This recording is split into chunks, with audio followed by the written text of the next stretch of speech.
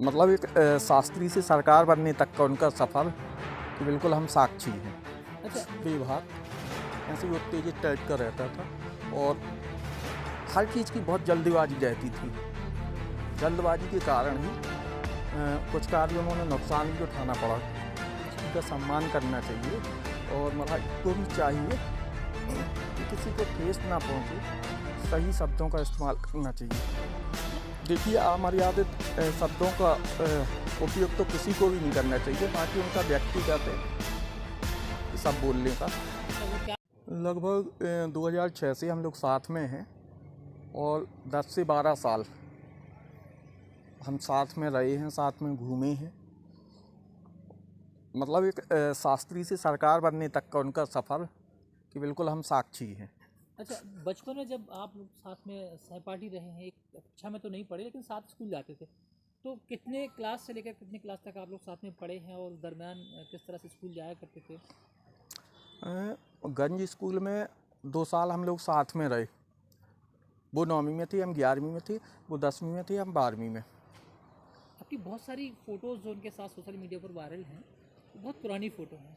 तो उस समय पंडित धीरेन्द्र कृष्ण शास्त्री जब आपके मित्र हुआ करते थे, किस तरह का व्यवहार था? आसपास के लोगों के साथ किस तरह व्यवहार रहता था?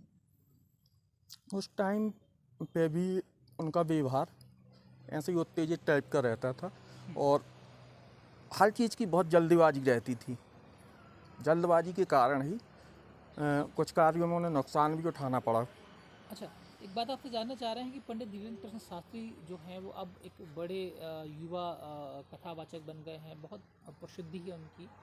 कई बार ब्याज गद्दी से वो उत्तेजित शब्दों का प्रयोग कर देते हैं, अभद्र भाषा का प्रयोग कर देते हैं, अमर्यादित बोल देते हैं। उसको लेकर क्या कहेंगे आप? बिल्कुल नहीं बोलना चाहिए, हमें सभी का सम्मान करना चाहिए और महाराज को भी चाहिए कि किसी को ठेस ना पहुँचे, सही शब्दों का इस्तेमाल करना चाहिए।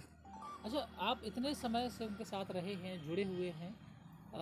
बचपन में कोई ऐसी बात आप दोनों की जो आप यहाँ साझा करना चाहें, बताना चाह रहे हैं?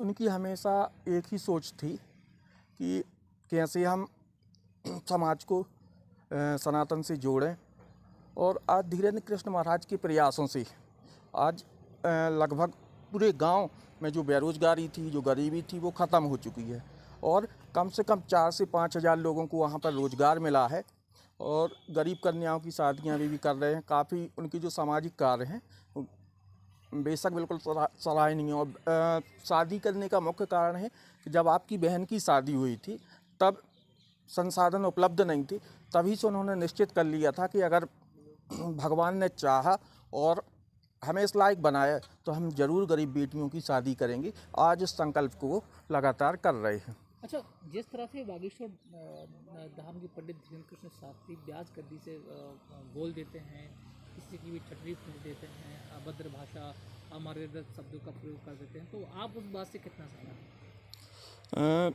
देखिए, अमर्यादित शब्दों का उपयोग तो किसी को भी नहीं करना चाहिए, बाकी उनका व्यक्तिगत है सब बोलने का। अच्छा, वो क्या बोल रहे हैं उनका व्यक्तिगत है। हाँ। अच्छा, रिक्की सिंह जब बचपन में साथ थे तब रिक्की से किस तरह का व्यवहार था और आज पंडित धीरेन्द्र कृष्ण शास्त्री एक प्रसिद्ध कथावाचक बन गए हैं, अब कितना व्यवहार में फ़र्क है? देखिए, परिवर्तन तो प्रकृति का नियम है और व्यक्ति जैसे जैसे आगे बढ़ता है तो व्यवहार हो चाहे जो भी हो उसमें परिवर्तन तो आता है, लेकिन आज भी वो हमें जो सम्मान पहले देती थी, जो मित्र पहले मानती थी, आज भी वैसे ही व्यवहार मेरे लिए है और ये हमारा उनका व्यक्तिगत है। अच्छा, पंडित धीरेन्द्र कृष्ण शास्त्री की शिक्षा के बारे में कुछ जानना चाह रहे हैं आप? पंडित धीरेन्द्र कृष्ण शास्त्री की शुरुआती शिक्षा किस तरह से हुई, कहाँ तक पढ़े हैं?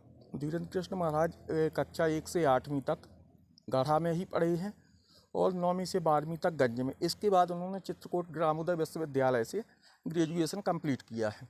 आपके साथ कितने साल तक पढ़े हैं? वो हमारे साथ में लगभग 4 से 5 साल हम लोग साथ ही में रहे।